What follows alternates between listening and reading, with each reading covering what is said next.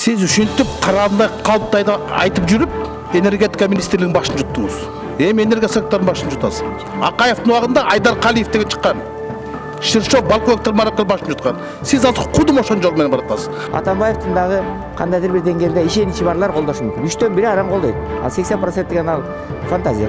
Талашалбайт. Бул факт. Мындайды турист президент деп коет. Барат мамлекеттин элдин эсебинен 200 миң, 300 миң доллар жок кылып келет. Бир дагы чечип келген маселеси жок. Бүгүн Кыргызстанда саясий элита бар дегенге мен кошула албайм. Саясий элита жок. Бүгүн бийлик башына келе алган базарчылар, чала бандиттер, коррупционерлер, анан конъюнктурага ылайыкташкан паразиттер бар десем туура болчудай. Строительствону бир авангардка бергиле. Спиртти бир ушул аюуга бергиле. Бун мукаммалинди Чыныбай Акматов менен Бакыт Эргешевичке бергиле. 5 жылдан бөлүп алгыла ушинтип. Кыргызстандын Азия Микс командасы КВНдин жогорку лигасында жеңишке жетишсе, ырчы Кайрат Примбердиев Россиянын Голос долбоорунун финалына чыкты. Бул апта ичиндеги жагымдуу жаңылыктар. Башка жаңылыктар менен көрсөтүүнүн жүрүшүндө тааныштырабыз. Эфирде апта көрсөтүүсү, студияда Болот Абдыжапаров. Саламатсыздарбы? Боршайком референдумдун расмий жыйынтыгын чыгарды. Мурда болуп келгенде эле эл баш мыйзамга өзгөртүү киргизүүнү колдогону айтылды. Бирок мурдагыдай эле мыйзам бузуулар катталып, административдик ресурс кеңири пайдаланылды. Мына ушул нерселер элдин жүрөгүндө түпөйүл ой болуп калды. Акаевдин убагында, Бакиевдин убагында ошол элдин ичиндеги түпөйүлдүк кийин эмне болуп сыртка чыкканын баарыбыз билебиз. Токмогу күчтүү болсо, кийиз казык жерге кирет болуп, Боршайком бийликтин айтканын айткандай кылып берди. Бирок арасынан жалгыз гана Гүлнара Журабаева өзгөчө пикирин билдирип, референдум талашсыз өттү деп айтканга болбойт деди. БШК мүчөсүнүн айтымында, эгер жергиликтүү кеңештерге шайлоолор болбосо, референдумга эч ким келбей коймок экен. Итоговый отурум болду БШКнын. Ошол отурумда биз референдумдун натыйжаларын карап чыгып бекиттик. Мен ошол суроону караганда өзүмдүн өзгөчө пикирим болду. Кагаз жүзүндө жаздым өзүмдүн пикиримди. Мен ошол натыйжага макул эмес болдум. Эмне себептен? 4 себепти айтып бердим. Биринчиден, массалык маалымат каражаттарга жалаң эле колдогон эмне болгондо эксперттерди чакырып, жарандарды чакырып, ошолордун ойлорун көрсөттү. Каршы болгон группаларга биз бөлүнгөн убакытты берди, бирок андан көп убакыт берилген жок. А башка группага колдогон, референдумду колдогон группаларга, жарандарга ошондой убакыт берилген. Менимче бирдей шарт берилген жок. Ошондуктан биздин жарандарыбыз так маалымат алган жок. Экинчиден, биз өзүбүз көрдүк, социалдык тармактан, Facebook, башка эмнелерден, интернеттен абдан студенттерди басым кылып референдумга алып келди. Бир бюллетенден өзүбүз окудук да, кыйнап алып келишти деп. Да, кыйнап алып келишти деген эмне? Ал болсо, ошол студенттер барбайм десе деле, жок барасыңдар деп, ошондой медицинский институт, академиядан ошондой эмнелер студенттер болду. Мага дагы чалган бир ошол жерде окуган кыз. Анан биз ошону уктук, ошто ошондой болгонун.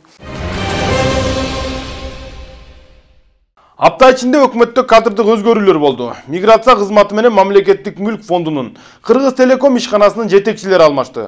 Ошондой эле мамлекетке тийиштүү акционердик коомдордун директорлор кеңеши жаңыланды. Өкмөттүн Чүй облусундагы өкүлүнө эскертүү берилсе, бир катар облустук ички иштер башкармалыгынын жетекчилери алмашты.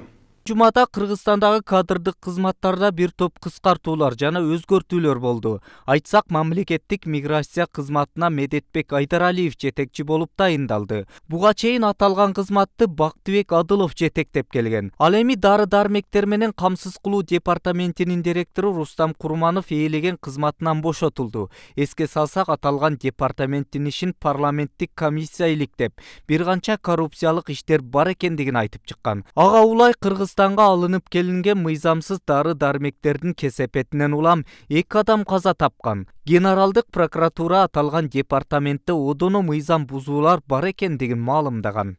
Өкмөттүн алдындагы архитектура, курулуш жана коммуналдык чарба мамлекеттик агенттигинин директорлук кызматына Бактыбек Абдиев дайындалды. Буга чейин аталган агенттикти Турдубек Мамбетов жетектеп келген. Айтсак, бул агенттикке болгон сын пикирлер көп айтылып келген. Анткени жогорку кеңеш бекитип берген 105 мектептин курулуш иштери бүткөрүлбөй кар алдында калган. Мындан улам өкмөт жаңы жетекчиге жаңы курулуш пландарын иштеп чыгуу тапшырмасын бериптир. Ал эми Бишкек шаардык архитектура жетекчилигинин милдетин аткаруучу болуп Аскат Түлөбердиев дайындалды. Ошол эле кезде өзгөчө кырдаалдар министринин стат катчысы Таалайбек Темиралиев ээлеген кызматынан бошотулду. Ал аталган орунда 10 жылдан ашык кызмат өтөгөн. Ал эми ички иштер министри болуп жаңы келген Улан Исраилов жуу дегенде эле ишти айрым жетекчилерди кызматтан алуудан баштады. Айтсак, Каракол шаардык ички иштер башкармалыгынын башчысы Максатбек Абдыголовду жана анын орун басары Асанкуловду кызматтан бошотту. Кызматтан алуунун себебин министрлик аталган милиция жетекчилери кызматтык машиналарын жеке кызыкчылыгы үчүн пайдаланып, жол кырсыгына дуушар болушкан. Ошол эле кезде Кыргыз Телеком ачык акционердик коомунун жетекчисинин милдетин аткаруучу болуп Нурлан Мадаминов дайындалды. Ал буга чейин Сергек эс алуу компаниясына жетекчилик кылган экен. Кыргызстандагы дзюдо федерациясынын президенти болуп мыйзамдагы Ууру Камчыбек Көлбаевдин иниси Жолдошбек Көлбаев шайланды. Аталган кызматка Жолдошбек Көлбаев жалгыз талапкер болгон. Айрым спортчулар бул тармакка Камчы Көлбаевдин терс таасири тийиши мүмкүн деп кооптонушууда. Ал эми парламент Кыргыз улуттук университетинин ректору Чынара Адамкулованын ишмердүүлүгүн карады. Анда депутаттар Чынара Адамкулованын профессордук наамы мыйзамсыз алынгандыгын айтышып, окуу жайдагы кадрдык саясатты мыйзамсыз жүргүзгөндүгүн белгилешти. Алмазбек Атамбаев бүгүн түнү Өзбекстан Республикасына иш сапары менен учуп кетет. Өлкө башчысы жаңы шайланган президент Шавкат Мирзиеев менен жолугушуп, эки мамлекеттин ортосундагы мамилелер тууралуу кеп кылышат. Ошондой эле Алмазбек Атамбаев Самарканд шаарына барып, Ислам Каримовдун мүрзөсүнө Куран окутат деп маалымдайт президенттин аппараты. Бул 8 жылдан бери биринчи иш сапар. Эскерте кетсек, мындан мурда бардык президенттер Ислам Каримовго Куран окутуп, жалгыз Алмазбек Атамбаев барбай койгону сынга алынып келген. Жума ичинде өлкө башчысы Индияга иш сапары менен барып келди. Кыргыз-Индия бизнес форумунда катышкан Алмазбек Атамбаев баягы Акаевдин убагындагы Мерседес машинасын дагы айтты. Миллиардтаган акчасы бар Мерседестин машина дебеген индус бизнесмендери муну угуп, кандай ойдо калганын ким билсин. Адатынча индустарды дагы бир зеки өттү. Кыргызстанга Индия чайын эмнеге өзүңөр сатпай, каяктагы бир түрк сатып жүрөт, деди президент. Андан бир аз мурдараак эле тажик президенти Эмомали Рахмон Индияга барып, 3 кез курууга каражат сурап келген айтылган. Алмазбек Атамбаев болсо бир онкологиялык аппарат алып келди деп жазат Кыргыз Today сайты. Негизи эле өлкө башчысы көп мамлекеттерди кыдырды, бирок иш сапарларынын жыйынтыгы канчалык болду? Маселе ошондо. Президент Алмазбек Атамбаев иш сапары менен Өзбекстанга күтүүсүз жерден учуп кетти. Күтүүсүз дегенибиз өлкө башчы 11 декабрда бул жылы Өзбекстанга сапар пландалбаганын билдирген эле. Бирок мен ачык айтам, бул айда менин Индияга визитим бар, анан Россияга визитим бар. Январдын башында менин расмий дагы бир сапарым бар Кытайга. Өзбекстанды кайдан тапкан журналисттер мен билбейм, ачык айтайын.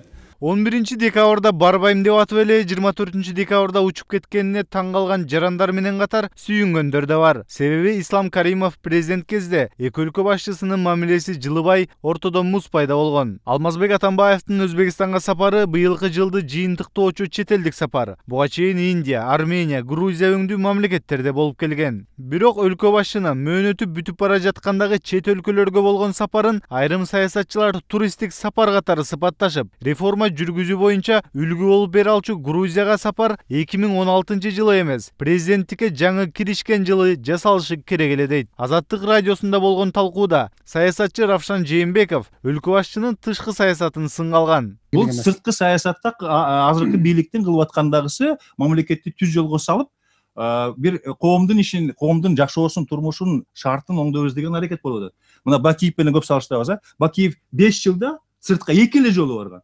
Президент Атамбаев мына кече эле Индиядан келди. Буга чейинки айткан барып келгендегилерин айтып көрсөк, мындай бир дагы президенттин тышкы саясат Атамбаевдин кандай жыйынтыгы бар? Анын бардыгы кандай жыйынтыгы бар? сразу келе Турцияга президент Атамбаев бара албайт бүгүн. 1 миллиард деген акча. Индиядан эмне алып келди? Эмне иш бүтүрүп келди Индиядан?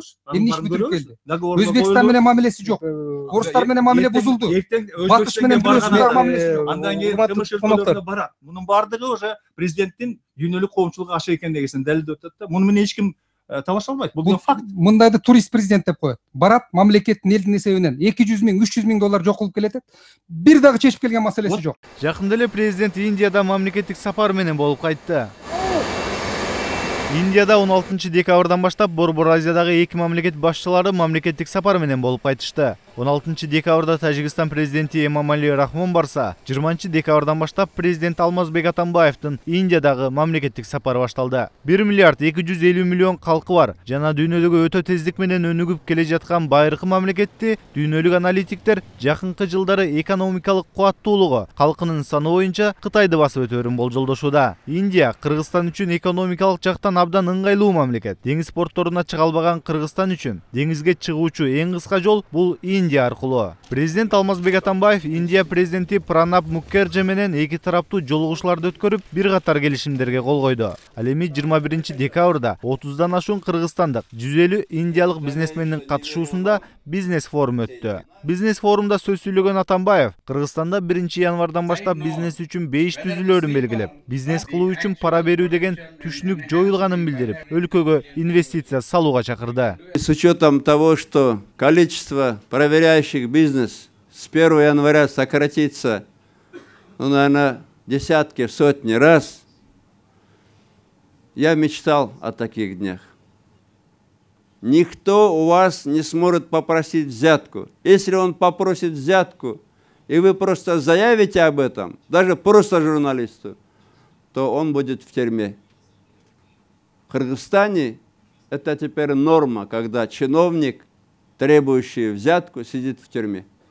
Индияда өтө жакыр жашаган адамдар бар, бирок ошол эле кезде жомоктогудай байлыгы бар. Акча, мүлк менен таң калтыра албачу байлары дагы миллиондоп саналат. Президент Алмазбек Атамбаев байлык менен таң калтыра албачу индиялыктардын алдында өзүнүн байлыгы тууралуу айтып берди. Бул жолу дагы ал Мерседес менен жүргөндө Кыргызстан президенти Volvo унаасы менен жүргөнүн, 89-жылдары өлкөнүн биринчи бай адамы болгонун айтты. Бирок индиялык бизнесмендер үчүн Кыргызстандын президенти Volvo минеби, Volga минеби баары бир эмеспи. Индия киносун көп көргөнүн айткан президент Индиядан таасирленип кеттиби? Айтор андан ары адатынча туугандашууга өттү. Индияга барып, улуу моголдор империясын негиздеген Бабур Кыргызстандын ошунан болоорун, эки элдин ортосунда окшоштуктар көп экенин, керек болсо Манас деген Индияда да болгонун айтты. Президенттин эл аралык сапарларда туугандашууга кылган аракети кыргызстандыктар үчүн таң калыштуу деле эмес. Россияга барганда Манас Баатыр 6 айда төрөлгөнү үчүн этникалык россиялык экенин айткан. Я хотел бы сказать, что первый из династии великих моголов, который прибыл сюда, он прибыл сюда из киргизского города Ош. И в своей книге Бабурнаме вспоминает свой домик на вершине горы Ош. И, конечно, я думаю, это не просто совпадение, что наш великий герой Манас и такой же герой Манас и такой же герой, но с ударением на первом слове Манас есть в Индии. Президент андан ары Индияда бизнес мемире уктап жатканда 90-жылдары Москвич минген жүдөгөн бир түрк жараны алардын чайын Кыргызстанда сатуу менен миллионерге айланганын айтып, ал жүдөгөн адам эми Түркиядагы кадырлуу адамга айланып, түрк президенти өзү тааныштырганын айтты. Я знаю, что и индийский бизнес пока не проснулся до конца, не в обиду руководителям индийского бизнеса. Один пример. 25 лет независимости. 25 лет у нас продается индийский чай, продает гражданин Турции, сделал мультимиллионы. Я помню его в 93-м году, он на москвиче вот этом стареньком российском ездил, советском. Не было у него денег. Сейчас он у нас несколько торговых центров. Сейчас он в самой Турции, уважаемый человек. Меня президент Турции его представлял. Вот, говорит. Я-то его помню как облупленного. Өткөн жылы Курманбек Бакиев белорустар бизнес кылганды билишпейт экен, соода кылганды үйрөнүшү керек десе, Алмазбек Атамбаев дагы индиялык бизнесмендерди узак уйкудан ойгонууга чакырды. Анчалык акылдуу болсоң, эмне мынча кедейсиң дегендей, президенттерибиз бизнестин катыгын берсе, өлкөнүгө мынча жарды деген суроо жаралбай койбойт экен. Индийский чай в Кыргызстане 25 лет продавала не индийская фирма и не индийский гражданин.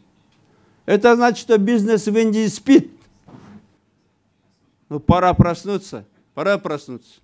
Президенттин Индияга болгон сапарындагы эң чоң олжо Индия Кыргызстанга рак ооруларды нур менен дарылоочу аппарат белеке берди. Ал эми Алмазбек Атамбаевтан 4 күн мурда мамлекеттик сапар менен Индияга барган Тажикстан президенти Имамали Рахмондун сапарынын жыйынтыгы менен Индия Тажикстанда 3 ГЭС курмай болду. Жана Ирандын түштүгүндө жайгашкан Чабахар порту аркылуу товар ташымай болушту.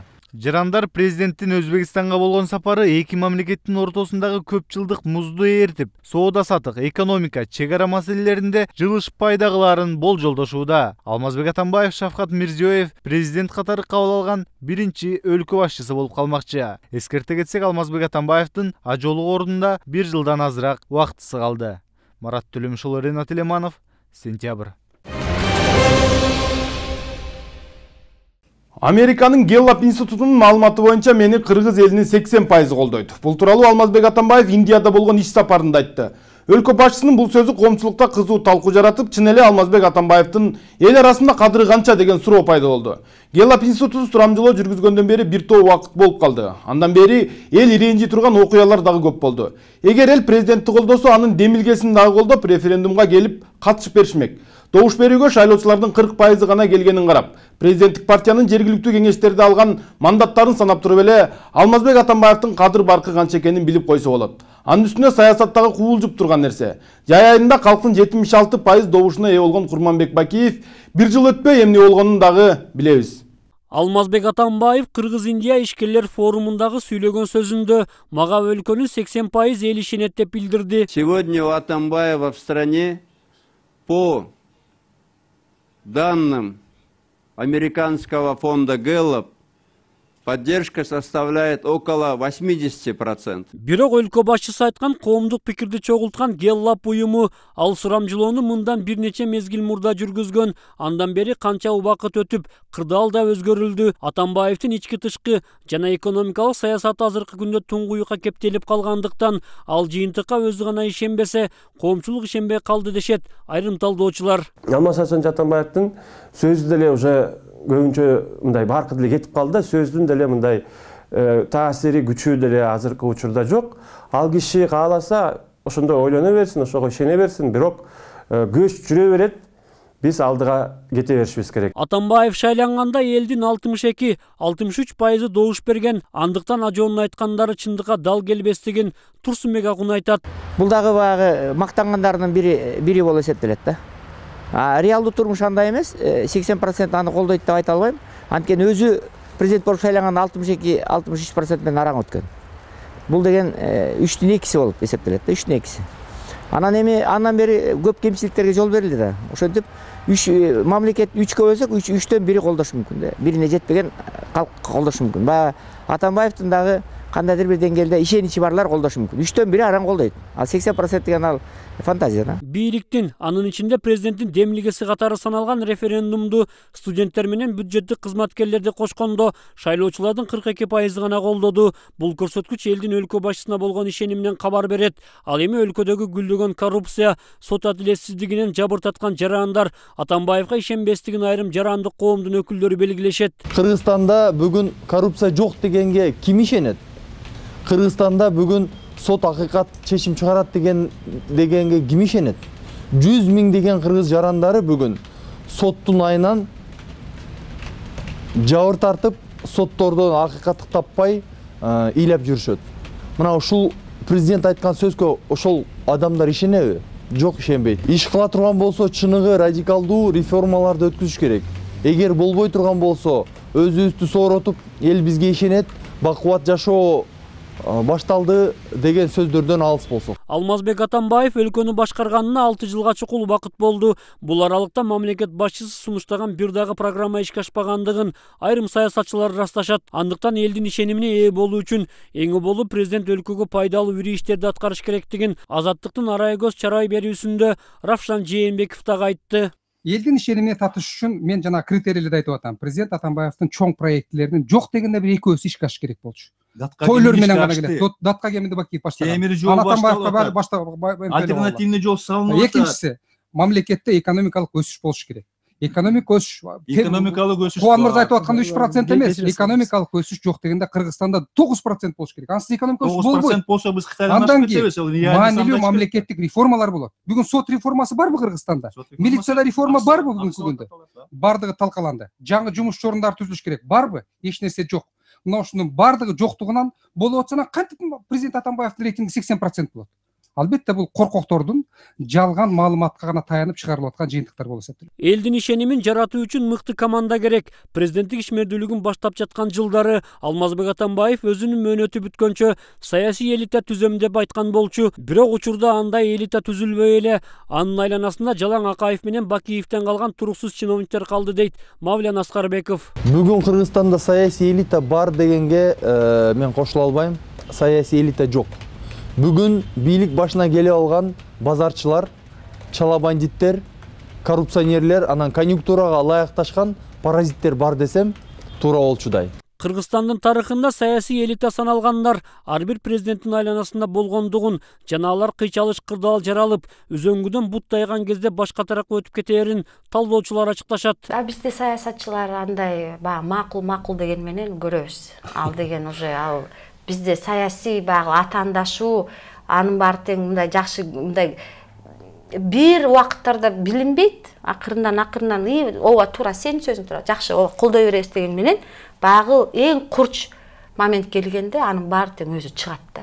Ал эми азыркы Атамбаевдин тегерегинде жүргөн чиновниктер аны мактап жактап жатышып, реалдуулуктан алыстатып жиберди дейт Атамекен фракциясынын лидери. Өзгөчө акыркы жылдары Атамбаев реалдуулуктан кетти, көкөлөп кетти. Кудай менен түз сүйлөшкөндөй эле эл менен мамиле кылып калды.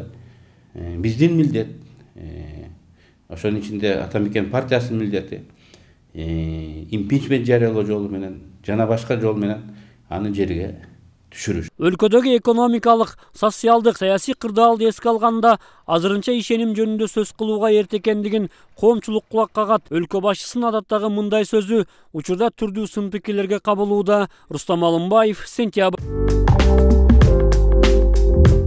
Чын эле президенттин аброю канча? Бул тууралуу Азаттык радиосунда иштеген кесиптештерибиз эл арасында сурамжылоо жүргүзүшкөн. Сегодня у Атамбаева в стране по данным американского фонда Gallup поддержка составляет около 80%. Я не социолог, не знаю этого. Лично вам Атамбаев нравится, президент? А можно об этом не говорить? Я ведь имею право на тайну своего мнения. Ну, 50%, наверное. Это поточнее будет.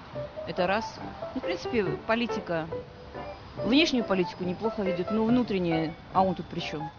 Президент Атамбаев недавно в своей речи сказал, что 80% населения страны поддерживает его политику как президента, ну как политика. Вы согласны с этим мнением?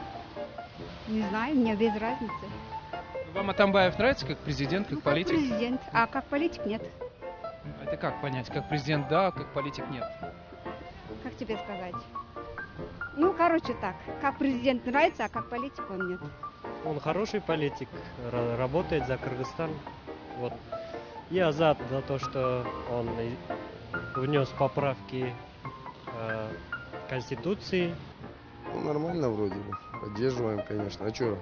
С двух зол надо наилучшую выбрать. А кто второй? Ну, имеется в виду это только пословица.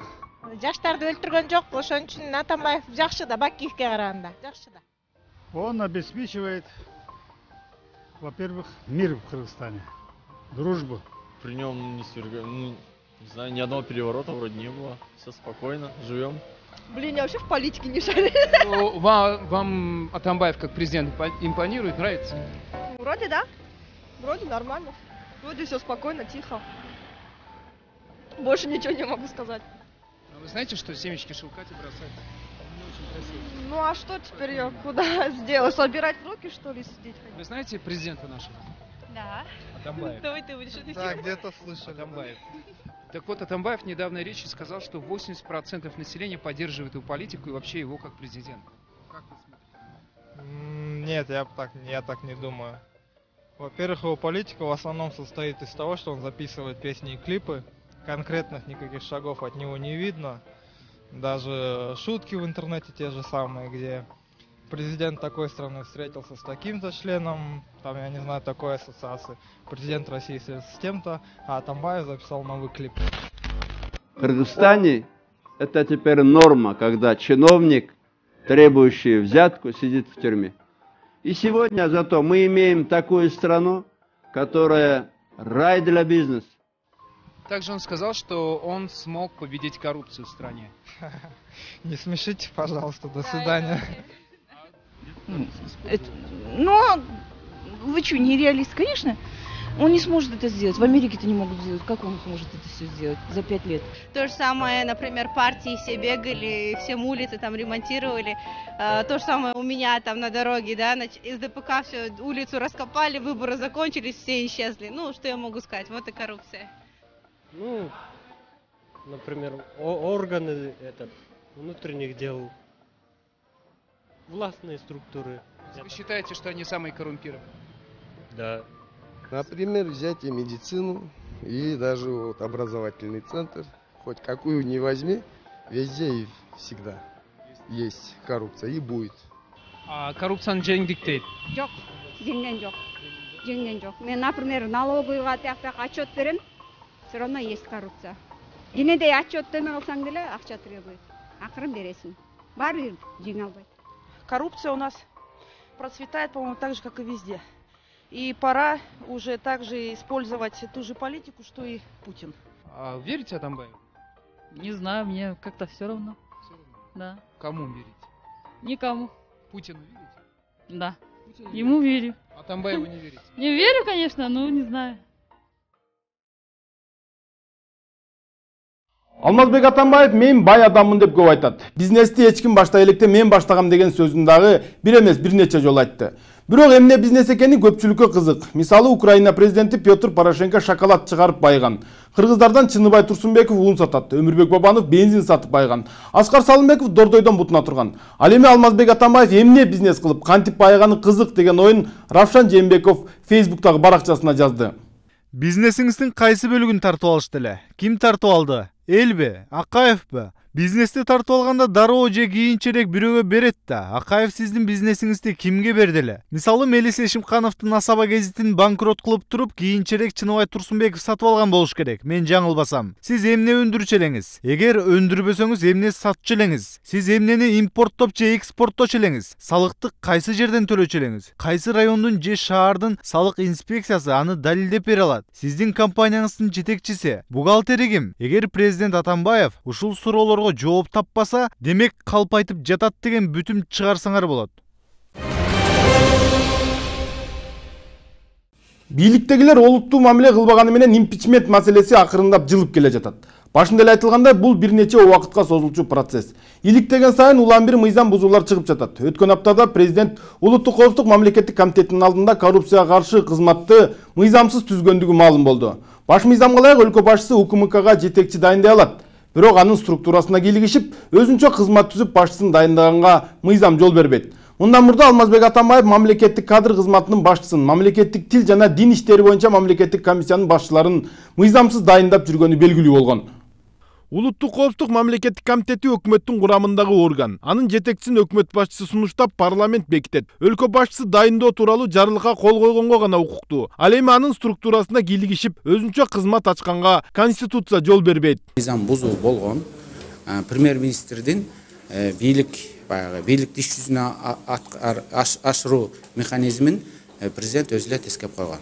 Мен айтканым айткан, дегеним дегендей деп эле указ менен антикоррупциялык службаны түзүп туруп иштетип койгон. Эч ким ага өкмөт, премьер-министр ага каршылык көрсөтө албай калган. Мыйзам боюнча андай болбош керек эле. Бул маселени көтөргөн Ата Мекен фракциясы коррупцияга каршы кызматтын түзүлүшү, баш мыйзамдан сырткары өкмөт тууралуу мыйзамга, улуттук коопсуздук боюнча мыйзамга жана бир дагы укуктук актыга туура келбей тургандыгын маалымдады. Ошондуктан мыйзамга ылайык иреттештирүү үчүн кандайдыр бир аракеттер көрүлүшү керек. Албетте Ата Мекен фракциясынын жана билдирүүсүндө абдан жүйөлүү далилдер менен айтылган көп моменттер бар. Алардын баарына көңүл бурулуш керек. Албетте ага официалдуу түрдө, ыйгарымдуу түрдө укуктук баа берилиши керек. Эми бул болсо маселенин бир жагы. Ошол эле мезгилде Ата Мекен фракциясынын чыгарган чечимине, сунушуна албетте президенттин администрациясы, тиешелүү укуктук органдар, Генералдык прокуратура, Адилет министрлиги болобу, Жогорку соттун Конституциялык палатасы болобу өзлөрүнүн укуктук баасын айтышы керек деп ойлойм да. Президенттин ишмердүүлүгү менен жакындан таанышкан сайын импичментке себеп болчу улам бир факты ачыкка чыгып жатат. Бирок президенттин аппараты бир дагы фактыны моюнга алгысы жок. Бүгүнкү күндө Ата Мекен фракциясынын сунушу бир жагынан болсо, администрациянын жана башка укук коргоо органдарынын сунушу экинчи жагынан болсо, анын ортодо кандай болуп калат? Көп адамдарга кызыктуу болот да. Ошондуктан мен ойлойм, муну Жогорку соттун Конституциялык палатасы атайы карашы керек, тиешелүү чечим чыгыш керек дагы, анан ошого карата андан аркы кадамдар белгилүү болот го деп ойлойм.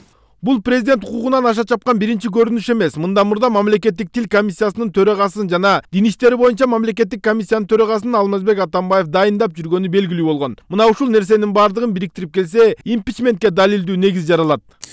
Эми импичмент маселеси боюнча бир топ маселелер, фактылар келтирилип, ошол жөнүндө тиешелүү жана билдирүүлөр болуп атпайбы?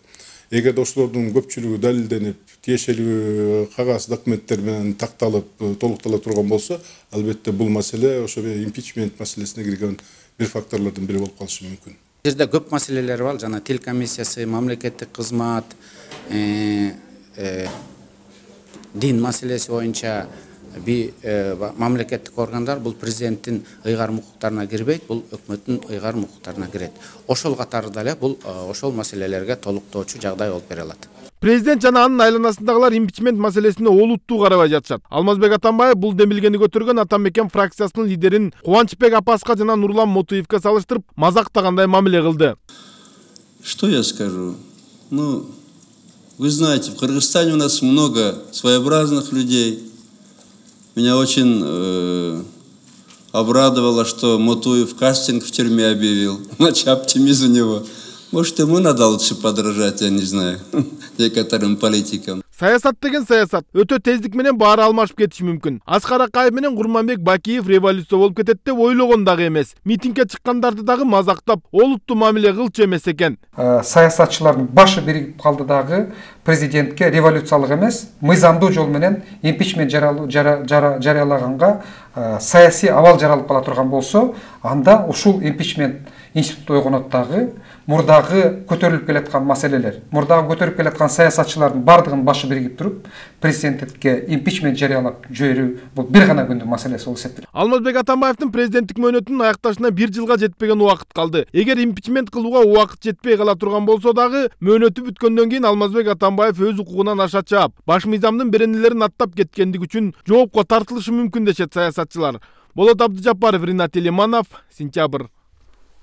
Апта ичинде Токтогул кесинде авария болгону маалым болду. Номер 2 гидроагрегаттын 500 киловатт чыңалуудагы кабелдин ичинде температура кескин көтөрүлүп кеткендиктен токтотулган. Авария 16 декабрь күнү эле болгон. Бирок Энерго холдинг бул маалыматты элден жашырып келишкен. Бул тууралуу Жогорку Кеңештин депутаты Рыскелди Момбеков айтып чыкты. Атасы өлсө деле угузат экен. Ошондуктан элге болгонун болгондой айтып, эгер свет өчүрүлө турган болсо, элди кам көрүүгө чакырыш керек деди эл өкүлү. Ошондой эле Кыргызстандын энерго системасында Ширшовдун коррупциялык схемалары жана кадрлары иштеп жатканын айтып, бардыгы ошол бойдон турат. Ширшовду гана алып келип отургузуп коюш эле калды деди Рыскелди Момбеков. Жогорку Кеңештин депутаттарынын ай сайын берилчү 40 000 сом кошумча акча аз болуп жатат. Бул тууралуу депутат Анвар Артыков айтып чыкты. Эл өкүлүнүн бул сөзү коомчулуктан нааразы пикирлерди жаратты. Өмүр бою иштеген адамдын пенсиясы 5000 сомдон ашпай жатса 40 000 аз деген эмнеси дейт социалдык тармактын колдонуучулары. Айлык алып анан үстүнө кошумча 40 000 сом алган депутаттар эмне иш кылып жатат? Бул өзүнчө маселе. Депутаттын милдети мыйзам жазуу. Бирок ошол жазган мыйзамдары дагы көп учурда чийки болуп калып, ар кайсы тармакта иштегендерге тоскоол болуп, айрым учурда коомчулукта дагы чуу жаратып жиберген учурлар бар. 2010 жылы Кыргызстан парламенттик башкарууга өткөн соң жаңы башкаруунун тушоосун кескен 5-чакырылыштагы парламент тарыхый миссиясын аткарды деп көпчүлүк эксперттер баа берип, кыйла эле сүйүнгөн болчук. Бирок 6-чакырылыштагы депутаттар ишин 1 жыл өтөбөй жатып, баш мыйзамды алмаштырууга ашыгып, аны менен катар азыркы парламенттин жүзү коомчулук үчүн ашкере болду. Анткени көпчүлүк эл өкүлдөрүнүн эрки өзүндө эмес экендигин баш мыйзамды талкуулоо учурунда айрым эл ачык айткан. Причем здесь вот эти вот несчастные, кому вы там выкручивали руки? Вот вы меня извините, да? Вот мы все ходим вокруг да около. На самом-то деле, извините, я же со своими коллегами разговаривала, многие из них, не читая, ставили подписи, потому что администрация президента спустила указания. Конституциядагы нормалар боюнча парламент өкмөттүн курамын дайындап, ошол эле кезде өкмөттүн келечектеги программасын бекитип берет. Бирок иш жүзүндө андай эмес экендигин тажрыйбалуу депутат Өмүрбек Текебаев бир канча мисалдарды келтирүү менен айтып жүрөт. Эл өкүлү президенттин бир партияга жан тартып, ошол эле кезде парламентке таасирин берип келгендигин айткан. Буга Ажоонун депутат Жанар Акаев жөнүндө билдирген пикири мисал болот. Бөлүнүп турсун деп ачык эле айтып атат Бакиевчилер. Анан биздин бир жаш балабыз айтыптыр, Жанар Акаев, Бакиевдин эмне залакасы бар деп. Ал балашка билбейт го. Анткени анын шайлоодо дагы каражатын биз көтөрүп бергенбиз. Дал ушул билдирүү парламент кимдин камчысын чаап, кимдин кызыкчылыгын коргой тургандыгы айтпаса да айкын. Мындан улам Ата Мекен фракциясынын башчысы Өмүрбек Текебаев депутаттарды бир нече жолу мыйзамдуулукка чакырып, алардын эл алдындагы милдетин, баш мыйзамдагы ыйгарым укуктарын эчен жолу эскерткен. Мен барыңардан тажрыйбасы чоң депутатын. Азыр мен убактым бүтүп кетип атат. Менин сөзүмдү угуп койгула. Убакытты чектебей. Мен көп сүйлөбөйм. Ал баарыбыз үчүн, биринчи кезекте өлкө үчүн пайдалуу. Сиздер биз туура эмес жолдо кетип отурабыз. Осман, Иса, Төрөбай, молодой болсоң дагы аксакал болуп калдың. Биз туура эмес жолдо кетип атабыз. Бирөө деген Атамбаев туура эмес кылып атасыз, коюңуз деп айта турган адам калбай калды. Парламент башкаруучу орган катары гана болуп эсептелбестен мыйзам чыгаруучу, ошондой эле мыйзамдардын аткарылышын көзөмөл кылуучу орган экендиги тентекке да белгилүү. Ал эми 6-чакырылыштагы депутаттар тарабынан демилгеленген мыйзам долбоорлору коомчулуктун бир канча жолу сынына кабылды. Айтсак, эл өкүлү Кожобек Рыспаевдин жалпыга маалымдоо каражаттары жөнүндөгү мыйзам долбоору журналисттердин жана медиа эксперттердин катуу сынына кабылып, бир топ оңдоп түзөтүүлөр болду. Көрүп атпайсызбы? Мамлекет өзүнүн коопсуздугун, в том числе и маалыматтык коопсуздугун дагы абдан сонун жакшы татынакай коргой алат. Демек, ушу сиздин законуңузда, долбооруңузда ушуга мындай басым бир акцент жасаштын эмне кажети бар? Мындан сырткары парламент тарабынан кескин кабыл алынган экстремисттик, террористтик аракеттерди жасагандарды жарандыгынан ажыратуу жөнүндөгү мыйзам долбоору жарандык коомдун өкүлдөрү тарабынан өкүртө сындалды. Алар адам укугуна басмырлоо күчөтүлөрүн айтышса, айрым эксперттер конституцияга каршы келерин айтып чыгышкан. Ошол эле кезде эксперттер жогорку кеңештин мыйзамдары талкуусуз эле көптөгөн кемчиликтер менен өтүп жаткандыгын белгилешти. Мыйзамдардын жалпы кабыл алынып аткандыгы начар. Эмне үчүн начар? Анткени мыйзамды иштеп кабыл алган, ошону электен өткөзгөн бул жогорку кеңеш. Жогорку кеңештин баягы комитеттери, фракциялары, мына ошолор да эгерде күчтүү проблеманы түшүнгөн, көйгөйдү түшүнгөн адамдар депутат болуп келип отурса, алар мыйзамды сапаттуулайт. Андай адамдар жок болгондуктан мыйзам баягы сапатсыз болуп атат да.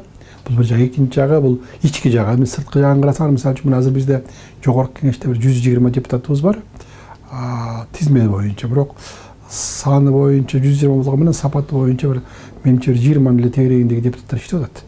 Калган 100га жакын жөн эле басып жүрөт да, баягы депутат болдум деп ошого корстон болушуп, же болбосо бизнесин коргоп, же болбосо өзүнүн иштерин жасап жүрөт. Анткен менен парламенттик башкаруу өлкөдөгү саясий айкындуулукту пайда кылгандыгын айрым эксперттер айтып жүрүшөт. Мындан улам парламенттин бедели мандат алып келген ар бир депутаттан көз каранды экендиги талашсыз. Кыргыздар бекеринен койду койчуга, уйду уйчуга, жылкыны жылкычыга бактырган эмес. Бөдөнөнү сойсо дагы касапчы сойсун деген сөз да бекеринен эмес. Так ушул принципти колдонбогондуктан өнүкпөй келе жатса керек. Айтайын дегеним, телевидение тууралуу мыйзамды өмүрү телевидениеде иштебеген киши жазып жатса, бирөө арак өндүрүүнү токтотол дейт. Бирөө арак ичкендердин машинесин алып коюш керек дейт. Көп учурда депутаттар жазган мыйзамдар баш мыйзамга же башка мыйзамга карама каршы келип, кийинчерээк кабыл алынган мыйзамдарды жокко чыгарганга туура келет. Bir жыл мурда дан жана ундун импортуна кошумча нарк киргизилген. Быйыл ал кайра жокко чыгарылып жатат. Евразия экономикалык биримдигине мүчө өлкөлөр чегарасын бири-бирине ачканы менен ар бир мамлекет өзүнүн ички базарын коргоо аракетин көрүп келет. Мисалга Казакстанды эле алсак, Кыргызстан уюмга мүчө болгондон бери айыл чарба азыктарын өткөрбөй фитосанитардык абалга шылтап өзүнүн базарын коргоп келүүдө. Ошол эле маалда казак товарлары, өзгөчө ун азыктары Кыргызстандын бардык базарын басып айылдарга чейин жетти. Өкмөт 2016-жылдын 26-январында азык-түлүк коопсуздугун камсыз кылуу жана жергиликтүү өндүрүштү колдоо максатында импорттон келүүчү буудайды жана андан өндүрүлгөн кошумча нарк салыгынан бошоткон. Экономика министрлиги билдиргендей, казак буудайы өлкөдөгү ун өндүрүшүн токтотпоо жана жумуш орундарын сактап калуу максатын көздөгөн. Атамекендик ишкерлердин ишине зыян келтирип албайлык деп, ошолорду бир колдойлук деп, сырттан кирген буудайды кошумча нарк салыгынан бошотконбуз да. Элибиз пайдаланып аткан ундун эгерде мисалы 3төн 1 өзүбүздүн жанагы дыйкан чарбаларын өндүргөн уну алар өздөрү айдап, өздөрү сейип, анан ошол эле буудайды да унга тартып, анан ошону пайдаланышат.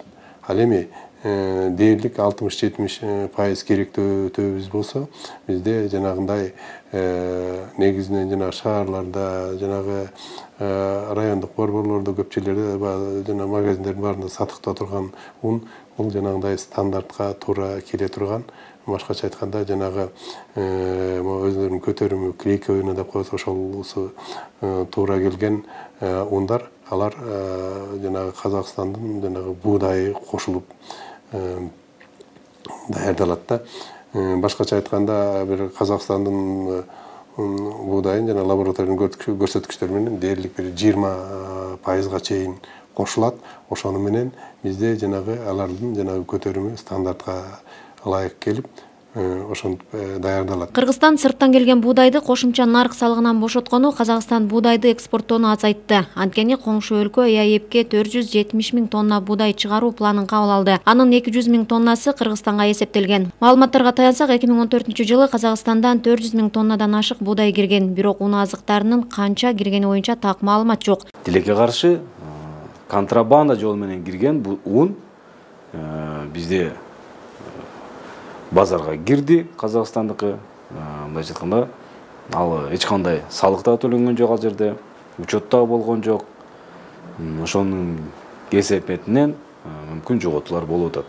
Ал эми расмий түрдө кирген, буудай түрүндө кирген буудай заттар боюнча биз так маалымат алгандан кийин мындай анык болот. Мындай божомолго байлап эле окуп, бир жерден алып эле билбейм, ал канчалык деңгээлде туура, бирок биз расмий факттар менен сүйлөсөк, ошол туура болот деп ойлойм. Казакстан буудай жана ун экспорттоо боюнча дүйнөдө алдыңкы мамлекет. Ал 40тан ашык өлкөгө өз продукциясын чыгарып бөлүштүрөт. Азык-түлүк коопсуздугун камсыз кылуу жана жергиликтүү өндүрүштү колдоо максатында сырттан келген буудай кошумча нарк салыгынан бошотулган. Бирок Казакстан жана бир катар эл аралык уюмдар унга кошумча нарк салыгын киргизүүнү сунуштап, өкмөт аны колдоого алууда. Муну менен бюджетке түшүүчү салык 500 миллион сомго чейин көбөйөрү пландалууда. Өзүбүз кайра жанагы сырттан кирген буудайды кошумча нарк салыгынан бошотуп, эми азыр кайра ошо сырттан кирген буудайдан жасалган унду кошумча нарк салыгына тартылсын деп туруп кайра карама каршы чечим кабыл алып атабыз да. Бул боюнча дагы бизде баягы коомчулукта элде болгон эске алып, андан тышкары жана эл аралык валюта фондусу, кошуна Казакстандын бизге болгон кайрылуусу жана башка нерселердин баарын эске алып, өзүбүздүн жана өндүрүштү колдойлук деген максатка жете албай атабыз. Ошол себептүү бул 1 жыл болуп калды. Ошону кайра алсакпы деген ниетте ошо жаңы мыйзамды жылдырып атабыз. Азыр жанагы 23 ноябрдан бери өкмөттүн сайтында турат. Өлкө боюнча жалпысынан ири 30 тегирмен бар. Анын 19-у туруктуу иштеп, миңдеген жумуш орундары камсыз болуп келүүдө. Ондун баасы да көтөрүлгөн жок. Тескерисинче, мурдагы жылдарга салыштырмалуу 4 сомго чейин арзандаганын адистер белгилешет. Эми унга кошумча нарк салыгы киргизилсе, 1 жылдан бери туруктуу сакталып, ал эмес 3-4 сомго арзандаган ундун баасы кайрадан көтөрүлбөйт деп эч ким кепилдик бере албайт. Будайды кошумча нарк салыгынан бошотуунун экономикалык, социалдык жагы эмес, саясий да жагы бар. Анткени өлкө жергиликтүү өндүрүштү колдобой, ун менен камсыздоону Казакстанга өткөрүп берсе, каалаган күнү коңшулар ундан Кыргызстанды көз каранды кылбайт деген кепилдик жок. Казакстанда негизден булар кайрак жерде түндүгүндө өсүрүлөт. Алар 5 жылын 2 жылы түшүн болбой калат. Жан жабай калып. Ошентип түшүн болбой калып Казакстан бизге бууп таштады чек араны, биз кантип окат кылабыз? Чайды Индиядан сурайлы десе чай өспөйт. Жана кылты жер жемиштерге апельсин тилер өспөсүн. Эми буудайды биз өндүрүп келгенбиз, мүмкүнчүлүк толуп турат да. Жок, ошону өндүрүп дыйкандарга жардам берген ордуна айтат. Анан буудай ас болбойт. Макул, быйыл ас болуп калсын дейби. Ошондо дагы өндүрүлгөн буудайдын 70-80% мамлекет сатып албай атпайбы? Мамлекет чындыгында ошону сатып алыш керек. Кезегинде Кыргызстан буудайды импорттогон эмес, тескерисинче Орто Азия, Кавказ өлкөлөрүн камсыздаганын Жамин Акималиев белгилейт. Буудайды экспорттоонун токтоп калышы ал эмес, өзүбүздө да жергиликтүү буудайга суроо талаптын азайышы буудайдын сапатынын төмөндүгүндө. Түшүмдүүлүгү мол, сапаты жогору дан үрөндөрү калктын баарына жетпей жатат дейт Акималиев. Бизде мисалы жалпы жондан келгенде мына бул күздүк буудайдын арпанын болгондо 30га жакын сорттор. Макул эми 60 болсо 10 чакты күздүк буудайдык да, жаздык буудай. Анын үстүнө биз окумуштар айтып келебиз, Кыргызстан шартында күздүк буудай сепкеле. Күздүк буудай сепкенде эрте чыгат да, жазында чыгып кетип, жазгы буудай караганда түшүм 30% көп болот деп какшап атабыз. Ошонун сорттору турат. Бирок тилекке каршы ошонун үрөндөрү жетишпейт. А биздин илимпосттордун ыйык милдети сорт чыгаруу, бул илимий жүзүндө. Ал эми ошо сорттун үрөнүн чыгаруу бул Айыл чарба министринин ыйык милдети. Мына быйылкы жылы ошо сапаттуу урук менен болгону 50 гана пайызга биз камсыз кылдык элди. Калган 50%-ын бачара дыйкандар базарга барып бир белгисиз ата-энеси жок урукту алды дагы күйүп кетишти. Кыргызстандын 1 жылдык буудайды керектөөсү 1 миллион 200 миң тонна. 30% калк өз эккен буудайды жейт. Ал эми 70% жергиликтүү тегирмендер чыгарган ун менен Казакстандан келген унду пайдаланат. Бурулай Пусурманкулова, Руслан Сабатаров, Сентябрь, апта. Апта ичинде Орусиянын президенти Владимир Путин маалымат жыйынын берди. Биздин президенттен айырмаланып, орустардын алдында турган негизги проблемаларды айтып, дүйнө жүзүндөгү кырдаалга токтолуп, өзүнүн позициясын билдирди. Маалымат жыйынында Кыргызстан тууралуу дагы сөз болду. Владимир Путин Кыргызстандын фитосанитариясы талапка жооп бербей жаткандыгын, ошондуктан айыл чарба продукциясы Евразия экономикалык биримдигинин аймагына анча кире албай жаткандыгын айтып, Казакстандан кыргыздарга жардам бергиле деп суранып жатам, деди Владимир Путин. Кыргызстанды Евразия экономикалык биримдигине даярдоо боюнча Орусия көп эле жардам берди. Атайын Кыргыз Орус өнүктүрүү фондун түзүп, акчалай дагы жардам берди. Бирок фонддун жетекчиси Кубанычбек Кулматов өзүнө 15 миң доллар айлык жазып эле иштебей жүрө берет экен. Эки мамлекеттин ортосундагы фонд болгондуктан өкмөт башчысы дагы парламент дагы Кулматовго эч нерсе кыла албайт экен. Бул маселе Ата Мекен фракциясынын жыйынында көтөрүлдү. Орустардан келген акчаны көчмөндөр оюну жана башка той топурга чачпай, фитосанитарияны Евразия экономикалык биримдигинин талаптарына жооп бергидей кылганга жумшасак, ар бир малчы менен дыйкандын үйүндө той болмок, дейт фракция лидери. По сельскому хозяйству действительно есть проблема, связанная с необходимостью соблюдения фитосанитарных норм. И есть пока нерешенные вопросы с организацией этой работы в Кыргызстане. Мы со своей стороны оказываем помощь нашим друзьям в Кыргызстане для того, чтобы они создали современную систему фитосанитарного надзора. мы рассчитываем на то, что и казахстанские наши партнеры и друзья тоже окажут Кыргызстану необходимую помощь, поддержку, в том числе и финансовую, административную, профессиональную, для того, чтобы и в Кыргызстане была создана такая же система санитарного надзора, с тем, чтобы на наши рынки не поступала непроверенной продукции или опасной для употребления. Biz özün tышкы саясатыбыздагы эң чоң прорывдык идея деп бул Евразиялык экономикалык союзга кирүүнү айтканбыз.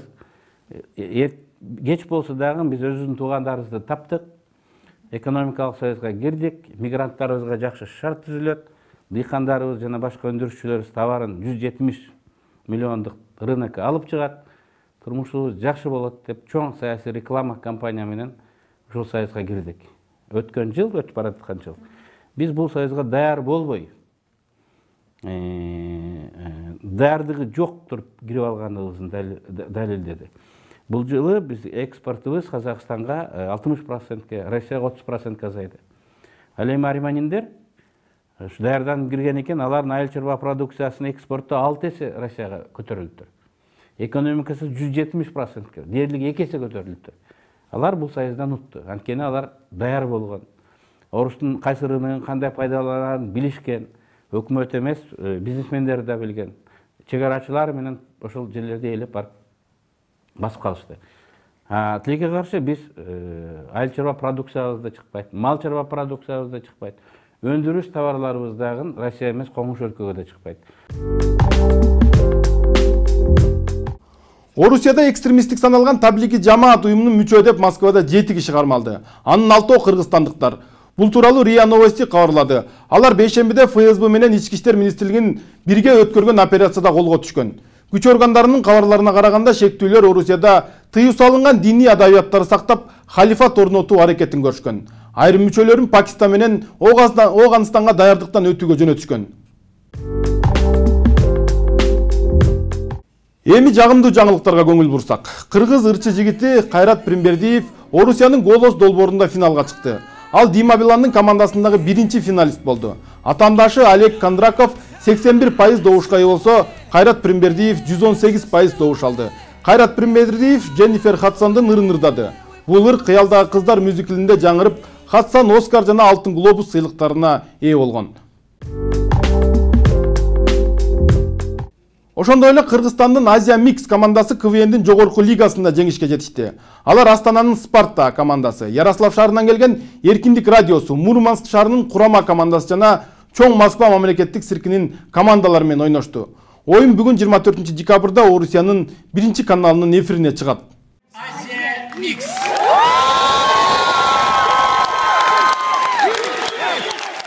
Сөз кезегин саясий серепчиге узатабыз. Саясатка талдоо жүргүзгөн Табылды Акеров. Саламатсыздарбы. Бул жумада укук коргоочулар, бейөкмөт уюмдары, граждандык сектордун өкүлдөрү достук мейманканасында чоң жыйын өткөрүштү. Бул жыйында 11 декабрда болуп өткөн референдумдун жыйынтыктары талкууланды. Жана ошол жыйындын катышуучулары референдумда кабыл алынган конституцияны тааныбайбыз деп билдирип, атайы резолюция кабыл алынды. Жана бул резолюция коомчулукка жарыяланды. Мындай окуя Кыргызстандын эгемен тарыхында болгон эмес, биринчи гана жолу болуп жатат.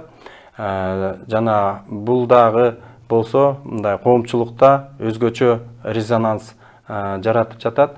Ушуга улай эле саясий партияларда активдеше баштады десек болот. Мисалы үчүн, ушул жумада Кыргызстан демократиялык кыймылынын саясий кеңеши өзүнүн отурумун өткөрүп, анда азыркы саясий абал талкууланып, жана 2017 жылкы шайлоого саясий партия катышабы, өзүнүн талапкерин алып чыгабы деген маселелер каралды. Анын жыйынтыгында Кыргызстан демократиялык партиясы 2017 жылы шайлоолорго өз талапкери менен чыгары белгилүү болду. Жана болжол менен айтсак, анын талапкери болуп Турсунбек Акун болору айтылууда. Буга улай эле Азимбек Бекназаров дагы коомчулукка өзүнүн билдирүүсүн жарыялады. Анын айтуусу боюнча 2017 жылдын 10 январынан баштап өлкөдө болгон бардык патриоттук күчтөр, саясий партиялар биригери айтылды. Мындайча айтканда, жыл аяктай электеле 2017 жылдын саясий картинасы болжолдуу түрдө белгилүү болуп жатат. Башкача айтканда, 2017 жылдын башынан баштап эле саясий партиялар, саясий күчтөр президенттик шайлоого дайынданып, мындайча айтканда, саясий күрөш өтө курч мүнөздө өтөрү белгилүү болуп жатат. Кыргызстанда дайыма жазгысын саясий күрөш башталса, бу жолу жылдын башында эле, башкача айтканда, январь-февралда эле саясий күрөш башталып, жана жазга жакын өтө курч мүнөзгө жетери болжолдонууда. Бул болгону бүгүнкү прогноз. Ошондуктан мен элибизге, коомчулукка тынччылык кааламакмын. Сиздер менен апта программасы болду. Көрүшкөнчө сак саламатта болуңуздар. Апта ичиндеги маанилүү жаңылыктар мына ушулар болду. Кесиптешим эртеңки аба ырайы менен тааныштырат. Эфир аркылуу эмдиги жумада жолукканга чейин сак саламатта болуңуздар. Саламатсыздарбы, кутмандуу кечиңиздер менен алдыда эртең күнгө карата аба ырайы менен мен Айжамал Эсенбек кызы тааныштырам. Эртең 25 декабрда жаан-чачын күтүлбөйт, жолдор тоңголок, тайгак болот. Түштүк-чыгыштан соккон шамалдын ылдамдыгы 4-9 метр/секундга жетет. Абанын температурасы: Баткен облусунда түнкүсүн 5-10 градус суук, күндүз 2-7 градус суук болот. Ош облусунда түнкүсүн 5-10 градус суук, ал эми күндүз 2-7 градус суук. Жалал Абад облусунда түнкүсүн 5-10 градус суук, күндүз 2-7 градус суук болот. Нарын облусунда түнкүсүн 18-23 градус суук, күндүз 12-17 градус суук болот. Талас өрөөнүндө түнкүсүн 12-17 градус суук, күндүз 4-9 градус суук болот. Ысык көлдө түнкүсүн 7-12 градус суук, ал эми күндүз 2-7 градус суук болот. Чүй өрөөнүндө түнкүсүн 10-15 градус суук, күндүз 4-9 градус суук болот. Ал эми Борбор калаасы Бишкекте түнкүсүн 10-12 градус суук, күндүз 4-6 градус жылуу болот. Сиздер эртеңки күнгө карата аба ырайы тууралуу маалымат алдыңыздар. Эс алуу күнүңүздөр көңүлдүү өтсүн, саламатта болуңуздар.